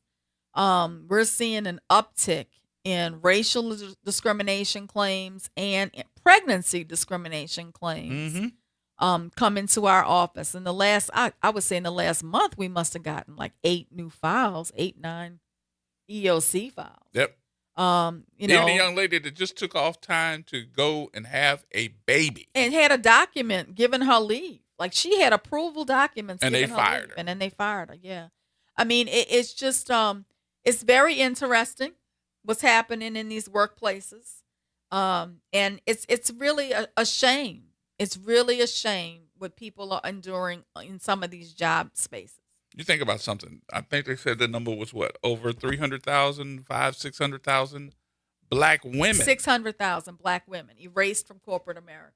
That have been erased from corporate America since this entity has taken control of the administration. And they still resilient and bouncing back. But he was mad. What I mean by him, I'm talking about Trump, was mad because the jobs report came out last week or week before last, one of the two. And they saw so many folks that could not get a job compared to the low numbers of folks that were getting jobs. What did you expect if you let that many folks go and still doing business with the man that comes up with this stupid butt-ass, I guess this is very stupid, entity called Doge? These were kids. And they still didn't know what they were doing because they were letting people go. Like, wait a minute. Y'all let the people go that look over the nuclear arsenal, the scientists? How do you get them back? Oh, come on. Y'all got to do better. We all got to do better. And we let it happen. So, okay, I got off my soapbox. Off your soapbox? You sure? You sure? Okay, all right. You've been on yours too, so. Oh yeah, definitely. They got plenty to be on a soapbox about. Plenty going on. But I guess the question too is what's going to happen in these midterms. Are the Democrats going to be powerful enough to overcome some of these Republicans that they think are going to make a difference?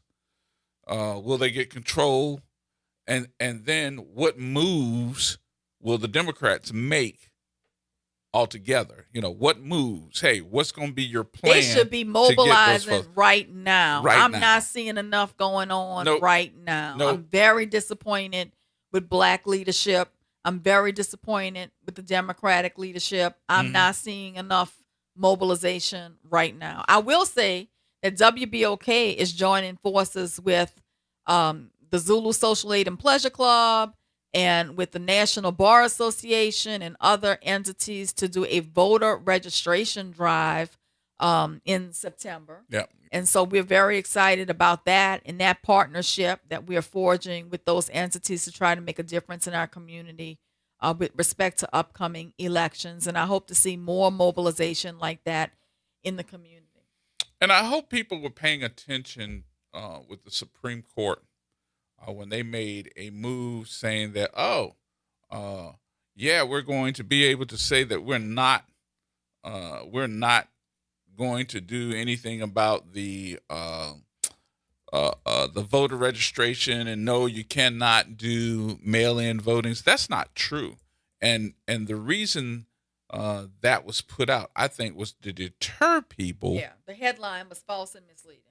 From voting in the first place, and getting it to the people that need it the most, us.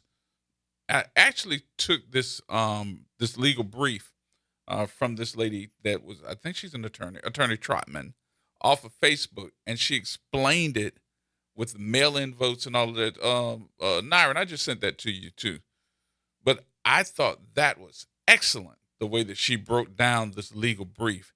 And I kind of wanted to play it too. And I want you to analyze it also, because there may be something that she missed in there, because she was trying to do it quickly so that folks can understand. It's only like 2.5 minutes.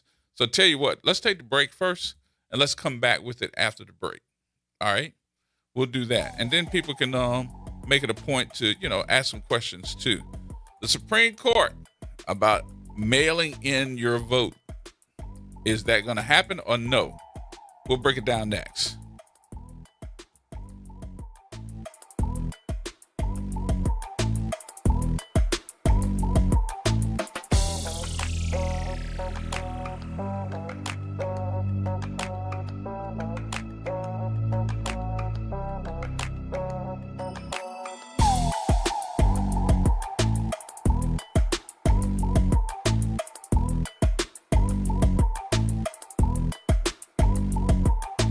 AURN News. Country music legend Dolly Parton has died at 80 after a brief battle with cancer. Parton built a career that crossed racial, political, and generational lines and was willing to confront inequality. In 2020, as the country protested police violence, Parton declared, of course, Black Lives Matter. Years earlier, she removed the word Dixie from her dinner attraction after learning it offended people. When Whitney Houston's version of I Will Always Love You became a global phenomenon, Parton invested some of those royalties in a predominantly Black Nashville neighborhood, calling it the house that Whitney built. She also challenged sexism through songs including Just Because I'm a Woman and the working woman's anthem 9 to 5. In 2024, the ERA Coalition honored her as a woman's equality trailblazer. Dolly Parton rarely spoke like a politician, but her choices were often carrying a powerful message. Dignity and opportunity should belong to everyone. For AURN News, I'm Ebony McMorris. Real issues, real talk, real solutions. Miss an episode of The Reality Check? You can catch every episode anytime. Search WBOK Media on your favorite podcast app to tap the bold commentary, real-time reactions, and powerful perspectives from the people and leaders shaping our city. Download, share, and rate it 5 stars, because the real ones always stay informed. Step back into time and experience the moments that shaped our world. At the National World War II Museum, this world-renowned museum brings history to life, telling the stories of the American experience in the war that changed the world, why it was fought, how it was won, and what it means today. From immersive exhibits to powerful personal stories, this is more than a museum. Go to nationalww2museum.org and plan your visit today. We are the rhythm of the streets. The flavor in every dish. The story in every song. We are New Orleans Tourism and Cultural Foundation. We help artists build the future of New Orleans. Because when the culture thrives, our people thrive. Every note, every brushstroke, every dish is a door opening new possibilities for those who carry our traditions forward. And when we open that door, the whole city moves forward. For New Orleans Tourism and Cultural Foundation, culture is our open door. When you talk, we listen. WBOK. Here we go. The Reality Check on WBOK 1230 AM.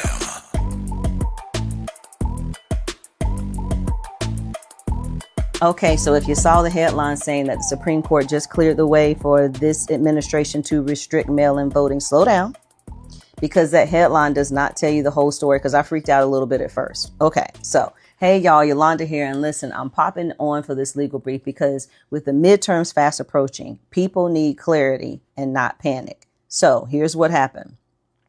The Supreme Court lifted an injunction that had blocked part of this administration's executive order involving mail-in ballots. But the court did not decide that that executive order itself is constitutional. The issue before the court involved whether or not the states that were challenging that executive order had the standing to bring that challenge at this stage.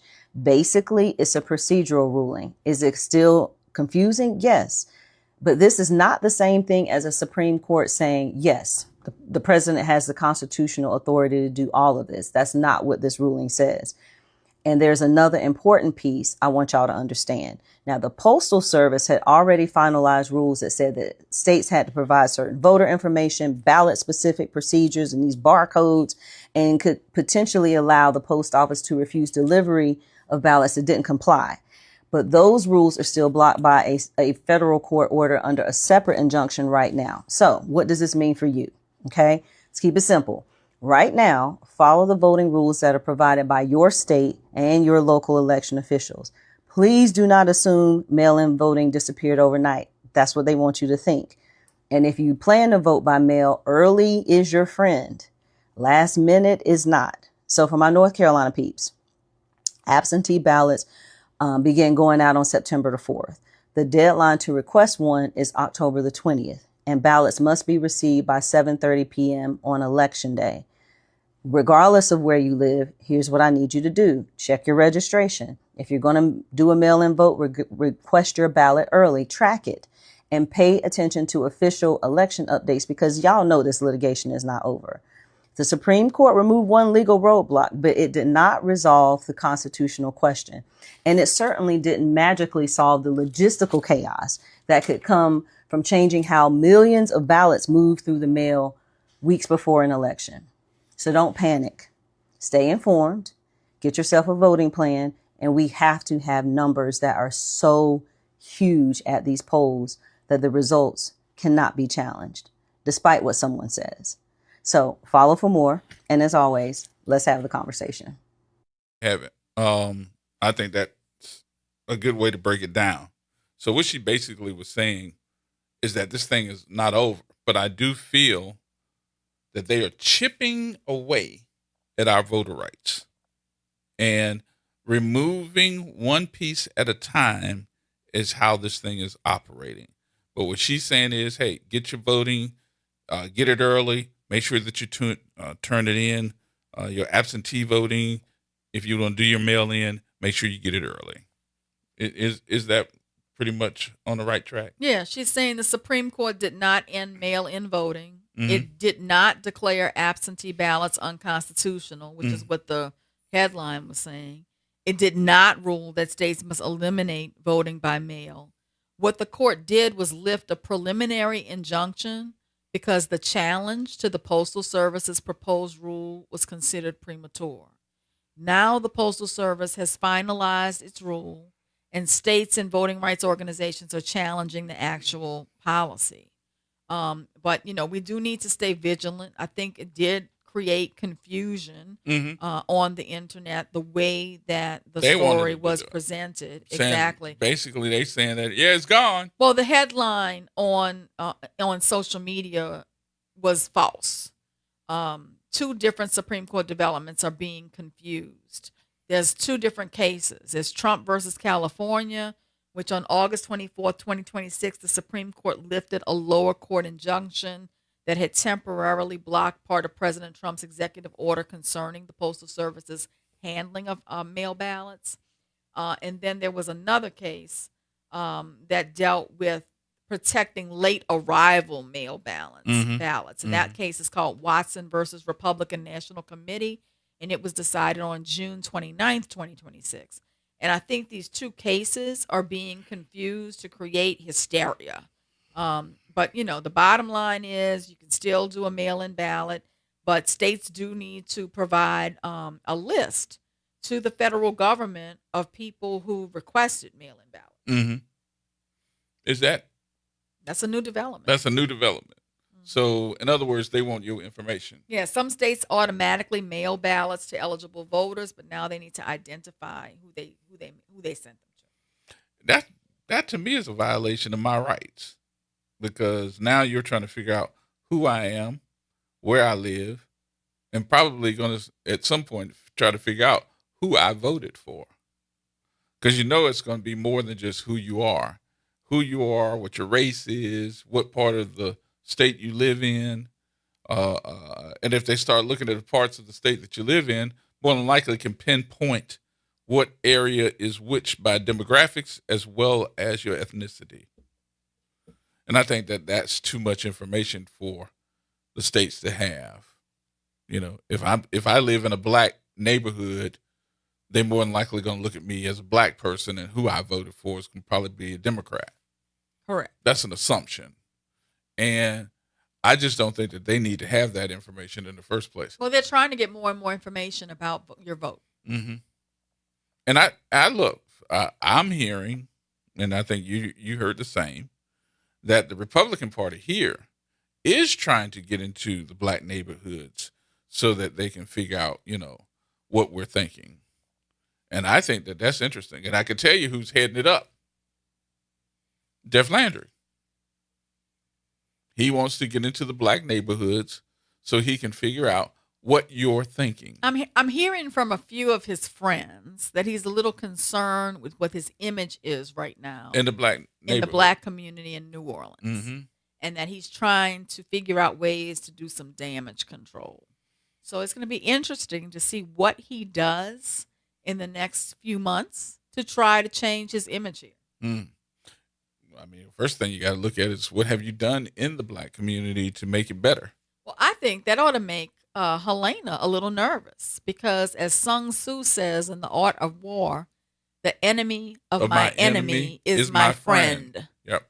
So let's see who he befriends and how he uses those friends here in New Orleans to come after the powers that be here. And he has made it a point that he is not going to talk to Helena. Absolutely. But I think he's out there talking about her. So let's see what happens next. You think he's wrong? Oh, no, I know. Look, he's doing what he's doing. I'm not going to judge him right or wrong. I know who he is, and I keep him in that box where I know who he is. Now, I'm going to be consistent, because they say, they want to criticize me for reporting on this, but I'm going to report on it because it's in the news. 5 detainees were cut or stabbed. Hold on. During a fight inside the Orleans Justice Center yesterday. Hold on. Val, this is not me reporting this. Okay, go ahead. I'm going to be consistent. Val. So according to the Orleans Parish Sheriff's Office, the fight began at approximately 2 p.m. It's not me. A sharp object was reportedly used. 2 detainees were taken to the hospital, treated, and returned to the jail.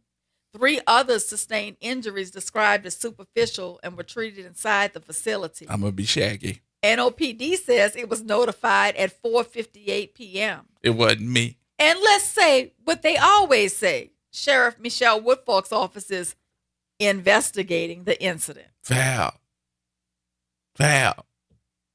It wasn't me. It wasn't me.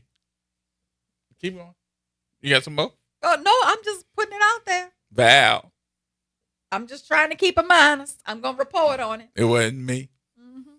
I'm singing a song. Shaggy. Yep. It wasn't me.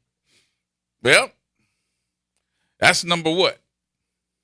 I'm just keeping it honest. I'm keeping the record. I'm making a list. I'm checking it twice. I'm trying to figure out who's naughty and who's nice. And talking about all the ho.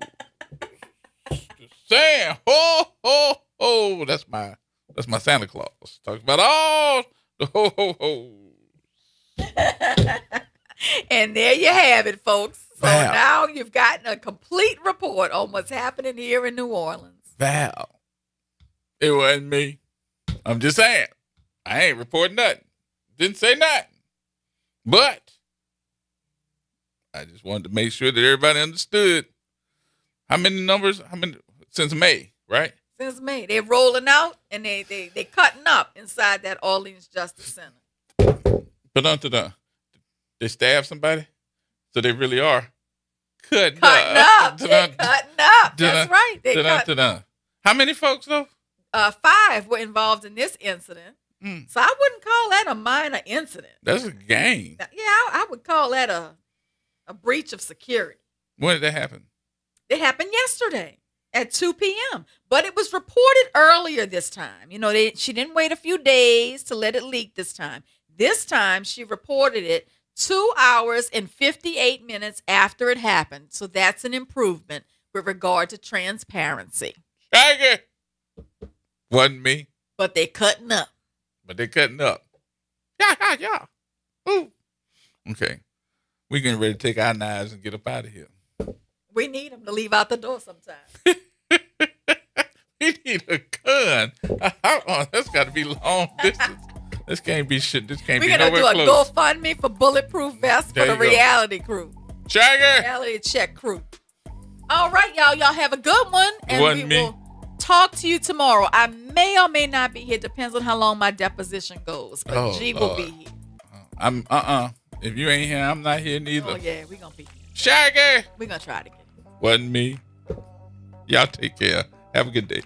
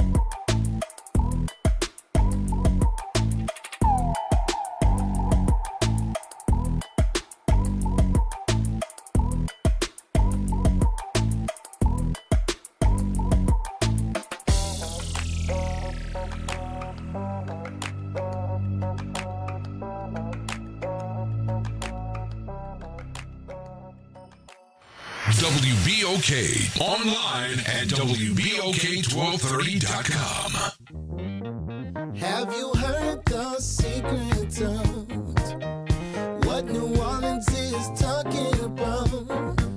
I promise everything will be okay if you're listening here on the airwaves.